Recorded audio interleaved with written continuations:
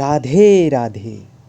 মায়াপুর থেকে যদি নবদ্বীপ ঘাট পর্যন্ত যেতে হয় তাহলে একমাত্র মাধ্যম খেয়া পার হওয়া।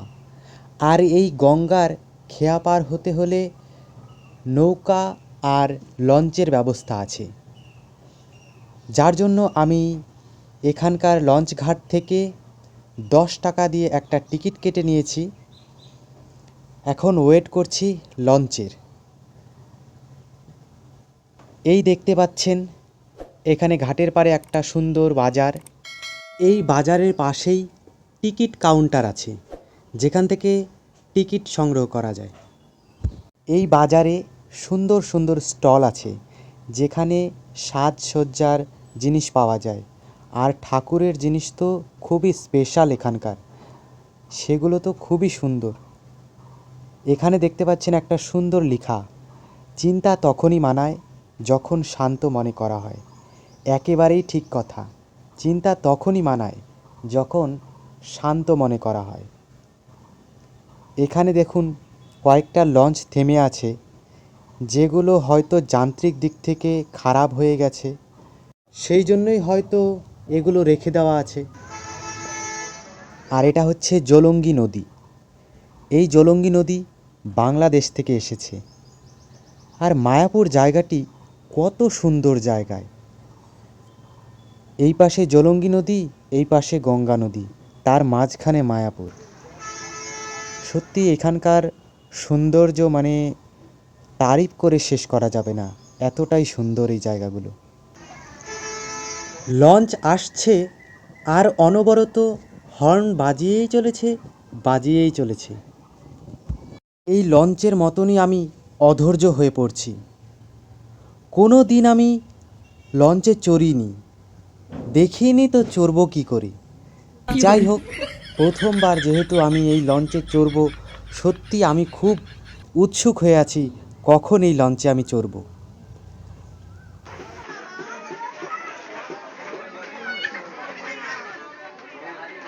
একটা লঞ্চে প্রচুর মানুষের ব্যবস্থা আছে, আমার মনে হয় বাসের থেকেও বেশি। এই লঞ্চগুলোতে অনেক মানুষ সাইকেল, বাইক, নানা রকম সামগ্রী এপার ওপার করে থাকে। আর এই ভর দুপুরে খুব প্রচণ্ড রোদ, তার মধ্যেও কত দর্শনার্থী দর্শন করতে এসেছে এই মায়াপুর নবদ্বীপ ধামে। এখানে যতজন মানুষ দেখছেন বেশিরভাগই দর্শনার্থী। মায়াপুরে ইস্কন মন্দির আর নবদ্বীপে আছে শ্রী চৈতন্য মহাপ্রভুর জন্মস্থান।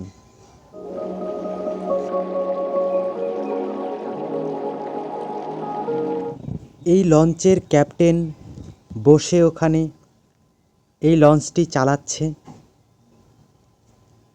জলধারা, মায়াপুর নবদ্বীপ। অনেক মানুষই বসে আছে, কিছু মানুষ দাঁড়িয়েও আছে।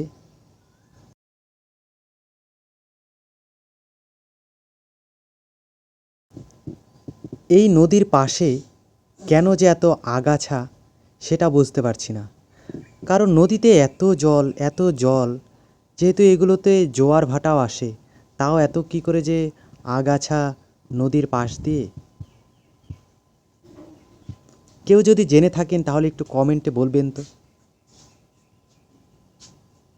আরেকটি লঞ্চ যাচ্ছে মায়াপুরের দিকে।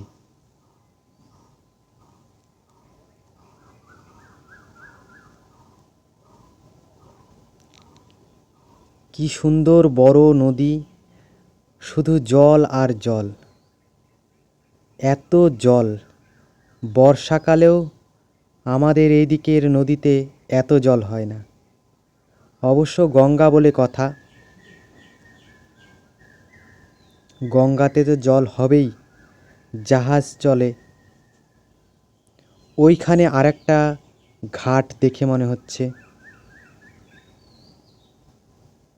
এই জলঙ্গি নদীর এই পাশটুকু যে জল গঙ্গায় মিশছে, এতটুকু জল দেখছি খুবই স্বচ্ছ, পরিষ্কার।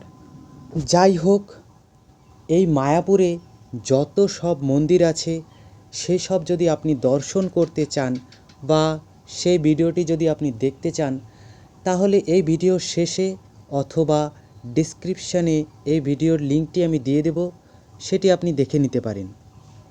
আর এই চ্যানেলে যদি নতুন হয়ে থাকেন, তাহলে অবশ্যই চ্যানেলটিকে সাবস্ক্রাইব করবেন এবং লাইক করে দেবেন।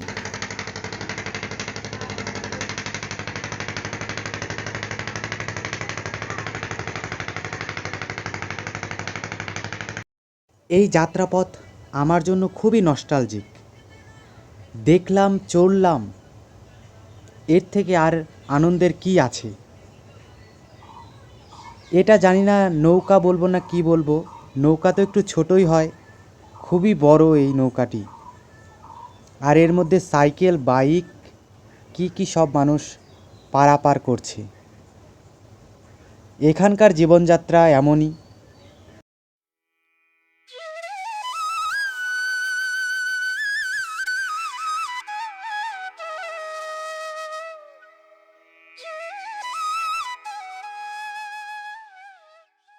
ওই দেখা যাচ্ছে ইস্কন মন্দিরের গম্বুজ।